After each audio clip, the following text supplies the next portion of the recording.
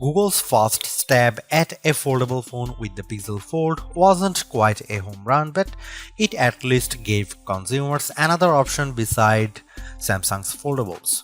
With the Pixel Fold successor, however, there's a lot more pressure because the new Pixel 9 Pro Fold competes against breakout devices like the OnePlus Open as well as the recently released Galaxy Z Fold 6.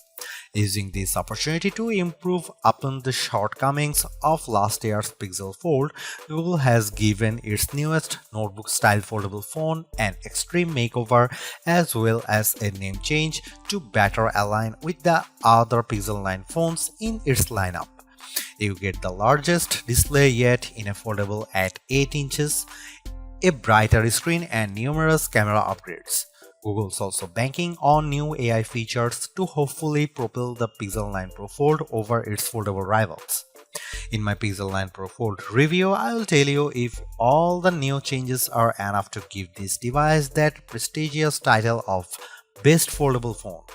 Now that the novelty of foldables has dissipated, it's going to take the Pixel 9 Pro Fold a whole lot more than just flexing to convince people it's worth the money. Almost instantly the moment I first saw it, I thought to myself that this should have been the original design for the Pixel Fold.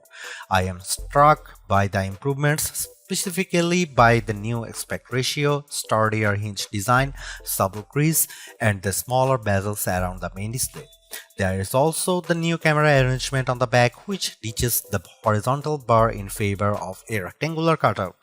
Even more impressive is just the overall solid construction of the Pixel 9 Pro Fold, which was one of the criticisms I had about the original Pixel Fold. It didn't feel as polished, so I'm ecstatic that it feels much more substantial. It's also one of the skinniest and lightest foldables around at just 0.2 inches unfolded and 0.4 inches folded, while tipping the scales at a modest 9.1 ounces. Everything about the design of the Pixel Fold 9 Pro is fantastic, including its IPX8 rating, but it is still shy of matching the stylish looks and incredible construction of the OnePlus Open. Just when I thought we couldn't get any bigger screens in foldables, the Pixel 9 Pro Fold does exactly that by exceeding the screens found in rivals like the Z Fold 6 and OnePlus Open with the 8-inch 2076 by 2152 Super AQUA display that serves as its main panel. The OLED-based screen looks stunning, crisp, and detailed like it should for its price. I much prefer its size this time around thanks mainly to how the Pixel 9 Pro Fold's outer 6.3-inch AQUA display sports a 20:9 aspect ratio, which makes the inner screen more square when unfolded. Due to this, apps fits better when they are running side by side on the inner screen. But what's most compelling about the new display is that it leaps and bounds brighter than its predecessors. In our benchmark testing, the 8-inch Super AQUA display hits a peak brightness of 2319 nits, more than double the Pixel Fold's brightness, which is an impressive amount. Sure, it doesn't quite reach Google's claim of 2700 nits, but it's close. As a result, I am able to see the screen much more easily on a sunny day than any other notebook-style foldable out there. Honestly, it's a visual treat to the eyes whenever I play a 4K HDR clip on YouTube because it's accompanied by rich colors and wide viewing angles. There is simply no other foldable with a brighter screen than the Pixel 9 Pro Fold, and for that I need to give Google credit here because it's very rare that our testing gets close to a phone maker's rating. For a foldable phone, Google doesn't skimp out on the cameras with the Pixel 9 Pro Fold.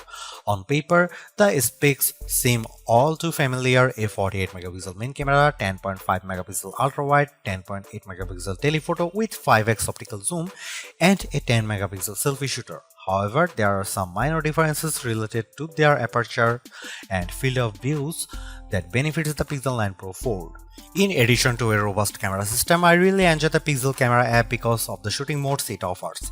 New this year is the introduction of the Mode You Look feature, which displays these animated cartoons on the cover screen to attract the attention of kids and keep them looking at the camera long enough to get a decent shot. I tried it on my young nieces and nephew with great effect. Other camera features new this year include a revamped panorama mode and the Add Me feature that uses augmented reality and AI that allows the photographer taking the photo to be part of the photo later on. I have tested this as well, and the guidance it tells me with the help of AR ensures the photos framed perfectly. Here are some camera samples of Google Pixel 9 Pro Fold.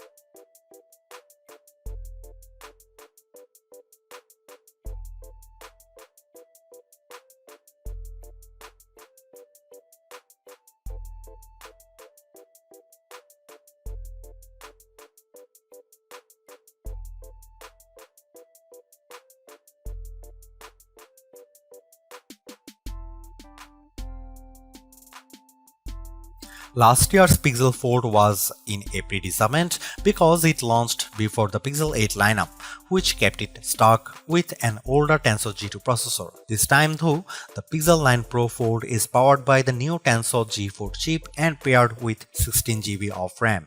Not surprisingly, these two upgrades give a marked improvement in just about every synthetic benchmark test we threw at it. Both its single and multi-core scores in Geekbench 6 are substantially better at 1956 and 4813 respectively. It finished way ahead against the Pixel Fold, but the Tensor G4 is still way behind the scores put up by the Z Fold 6's Snapdragon 8 Gen 3 chip. But I think most people wouldn't realize that with all the superficial stuff like navigating around the interface and juggling a few apps at once, since it still delivers the same instant responses and fluid actions that I love seeing in high-end phones.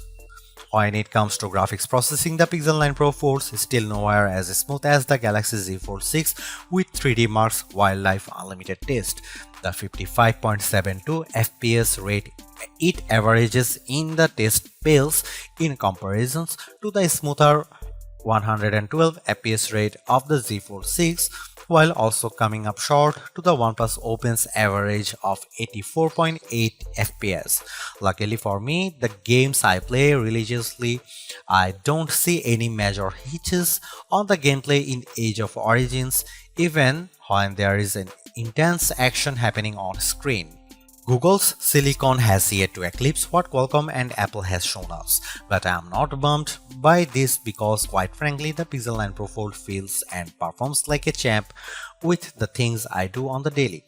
Side-by-side apps multitasking is no problem here, as I am able to effortlessly watch a YouTube clip while scrolling through Instagram or jotting down an email reply in Gmail while playing Age of Origins on the other.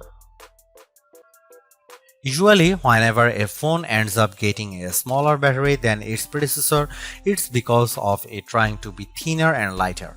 Of course, that's the case here with the Pixel 9 Pro Fold's 4650 mAh battery, which is smaller than the 4822 mAh battery on the Pixel Fold.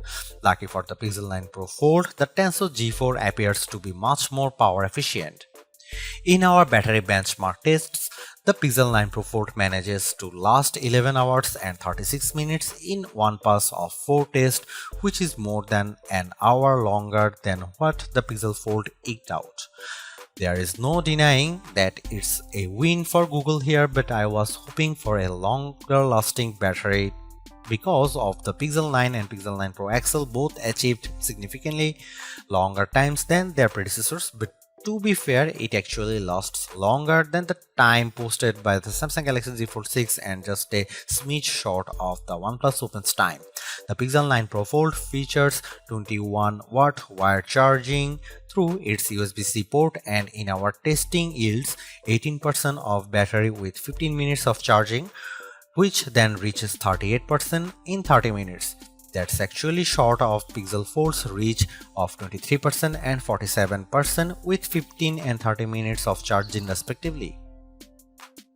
Apart from its foldable nature, there is actually not a whole lot separating the software between the Pixel 9 Pro Fold and other Pixel 9 devices. That's a good thing because it shares the same set of new Pixel 9 Pro AI features that work really well and are intuitive to use. I won't rehash them all here because I detailed all the AI features in my Pixel 9 Pro XL review, like how AdMe is helpful in capturing photos to include the photographer into the photo, Gemini Live's more natural conversation skills, and the magical powers of Reimagine.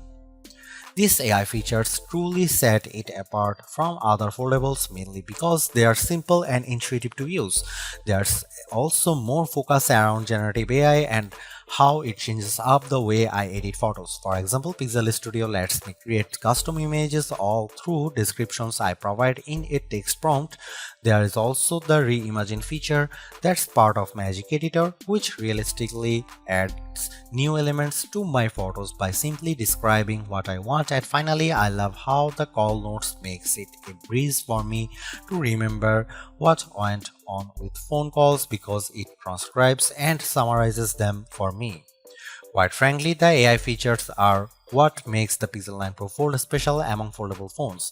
However, I am curious if Google will ultimately roll out these new AI features to the Pixel Fold. Samsung did exactly this a few short months after the launch of its Galaxy S24 phones by bringing its Galaxy AI features to the Galaxy S23. What I'm actually surprised most about is by how little Google has done to improve the experience for being a foldable phone. On one hand, there is still side-by-side apps multitasking that works nicely, including the ability to perform drop and drag actions like attaching a photo from Google Photos to an email I am writing in Gmail. There are still anomalies with certain apps, especially when I start an app with outer screen and then decide to use them with the inner screen, like how some games still need to be refreshed in order to work properly. But this isn't just a Pixel 9 Pro Fold problem. There is also no movement to how it multitasks with its main display, which is still done by bringing up the taskbar by swiping from the bottom edge of the screen. Even though it's helpful to have side-by-side apps, I wish it copied the Open Canvas feature that the OnePlus Open offers to dynamically arrange up to 3 apps simultaneously. Sure, not everyone will need to juggle 3 apps, but it's handy for those situations. My problem with the Pixel 9 Pro Fold is that it's unable to store multiple side-by-side apps in memory, which limits its productivity. Furthermore, there is also not much movement in leveraging tent mode to optimize apps when it's folded halfway. Some of the native apps works in this mode like YouTube and the camera app, but I have yet to come across any third-party app that's optimized for it. Again, it's not just a Pixel 9 Pro Fold problem, it's an Android thing. Apart from that, the software doesn't differ all that much from the Pixel 9 Pro and 9 Pro Fold. This includes a year's worth of Gemini Live, the updated video boost mode, Pro controls with the camera, and even all the same AI features. The only exclusive feature is the Made You Look feature. It's also launching with Android 14 instead of Android 15, but still gets the same 7 years of major software and security updates. Seriously, this is exactly what the original Google Fold should have been from the start, because the Pixel 9 Pro Fold is much more polished in every way.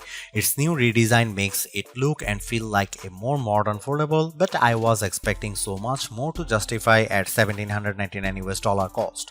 All of the new AI features certainly elevate its worth, but it would have been much more satisfying to see it getting more exclusive features just to give it a bit of distinction over the slate Pixel 9 Pro models.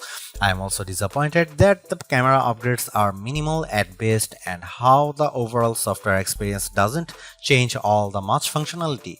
Google addresses many of the shortcomings of the original, but the bar has been set higher by other foldables like the OnePlus Open and Samsung Galaxy Z Fold 6.